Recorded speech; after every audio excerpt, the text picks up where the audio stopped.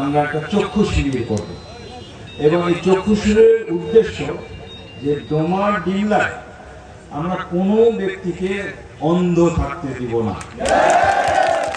এবং এই চিকিৎসা হবে সম্পূর্ণ ফ্রি এবং তাদের যত যত অর্থ লাগে, যত রকম অপারেশন লাগে, সেটা আমার বন্ধুর মাধ্যমে আমেরিকা থেকে তারা আসবে, টিম তাদের এখানেও ডাক্তার আছে, তাদের কার্যক্রম চলমান থাকবে। হয়তোবা একটা প্রোগ্রামের মাধ্যমে হবে না, কিন্তু এখান থেকে শুরু হবে, পরে আমরা ডিমলায় করব, আপনারা ডাক্তারদের সঙ্গে যোগাযোগ করতে পারবেন।